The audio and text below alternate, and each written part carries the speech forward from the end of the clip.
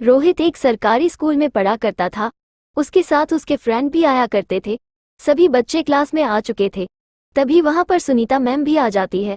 वो बहुत अच्छी थी, लेकिन उसे वह बच्चे बिल्कुल अच्छे नहीं लगते थे जो पढ़ाई नहीं करते थे, जो होमवर्क नहीं करते थे।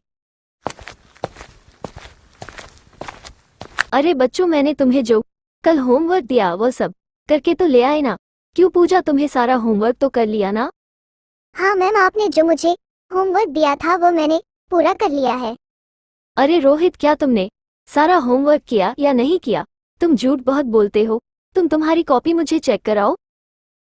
नहीं मैम, मैंने सारा होमवर्क तो पूरा कर दिया है, लेकिन मैं जब बैग पैक कर तो मुझे लगता है मेरी कॉपी घर पर ही रह गई। तुम कभी खाना खाना तो नहीं भूलते हो? तुम ऐसे नहीं मानोगे। इधर आओ और घुटने के बल और हाथों को ऊपर करके खड़े हो जाओ। फिर रोहित को कॉपी नहीं लाने की वजह से सजा मिलती है और उसे मैम की बात माननी पड़ती है और वह पैरों के बल खड़ा हो जाता है। रोहित, तुम्हें आज पूरे दिन पैरों के बल ही खड़े रहना है। अगर तुमने इसमें कुछ चालाकी दिखाई तो मैं तुम्हें स्कूल से बाहर निकाल दूंगी। रोहित को मैम पर बहुत जोर से गुस्सा आ रहा था।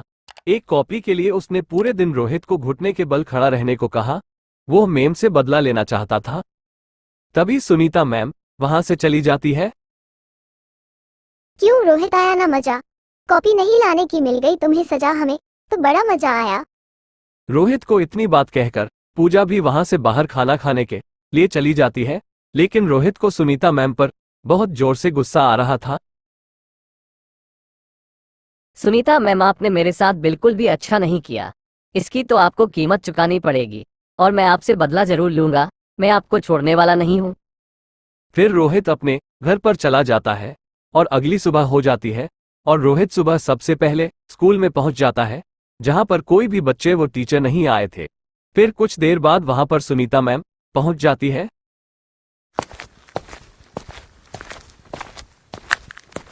अरे क्या बात है रोहित, तुम तो बहुत जल्दी स्कूल आ गए। आज तो काफी लेकर आए हो ना स्कूल। इतनी बात कहकर सुनीता मैम वहां से अपनी क्लास में जाने लगती है। तभी पीछे से रोहित एक बंदूक निकालता है और एक गोली सुनीता मैम के पीछे छोड़ देता है और वह गोली सुनीता मैम के लग जाती है और वह वहीं पर गिर जाती है। रोहित बहुत घबरा जाता है और वो डर के मारे वहां से भाग जाता है। तभी सुनीता मैम के शरीर से एक भयानक चुड़ैल बाहर आ जाती है।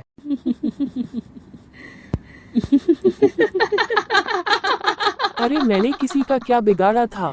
मैंने तो सही कहा था और इसलिए मुझे भरी जवानी में मार डाला। मैंने अपना बदला जरूर लूंगी, किसी को नहीं छोड़ूंगी। फिर वो चुड़ैल सुनीता मैम के शरीर में प्रवेश कर जाती है और सुनीता मैम फिर से खड़ी हो जाती है। अब बच्चों से और उस रोहित से बदला लेना चाहती थी और उन्हें मौत के घाट उतारना चाहती थी। फिर सुनीता मैम वहां से बच्चों की क्लास में चली जाती है और कुछ देर बाद सुनीता मैम उन बच्चों की क्लास में पहुंच जाती है, जहां पर सभी बच्चे सुनीता मैम का इंतजार कर रहे थे। अरे ऐसा कौन बच्चा है जो घर से कल वाला होमवर्क करके नहीं लाया और ऐसा ही आ गया? सॉरी मैम, मैंने होमवर्क तो किया था। मुझे लगता है मैं कॉपी घर पर ही भूल गया। होमवर्क का नाम सुनते ही वो मैम एक भयानक चुड़ैल के रूप में बदल जाती है। चुड़ैल को बहुत जोर से गुस्सा आ जाता है। तुमने भी होमवर्क नहीं किया, या तो तुम पढ़ोगे या मेरे हाथों से मारोगे। मैं तुम्हें छोड़ने वाली नहीं हूँ। फिर उस चुड़ैल मैम को बहुत जोर से गुस्सा आ जाता है। वो उस लड़के को पहले हवा में ऊपर उड़ा देती है, फिर जोर से नीचे गिरा देती है। नीचे गिरने के कारण उस लड़के की वहीं पर मृत्यु हो जाती है।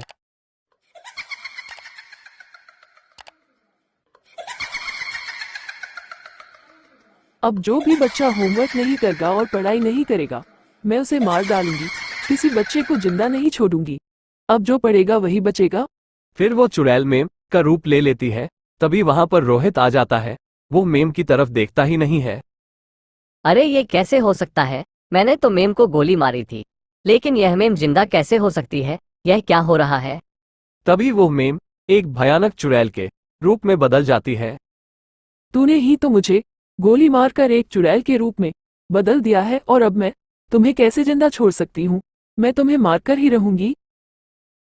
फिर उस चुड़ैल मेम को गुस्सा आ जाता है। फिर वो भी रोहित को हवा में उड़ा देती है और ऊपर से जमीन पर गिरा देती है। जमीन पर गिरने के कारण रोहित की भी वहीं पर मृत्यु हो जाती है। मैंने अपना बदला ले लिया है, अब जो भी नहीं पड़ेगा वो बस मेरे हाथों से मरेगा। इतनी बात कहकर वह चुड़ैल वहां से चली जाती है और वो स्कूल हमेशा हमेशा के लिए बंद हो जाता है।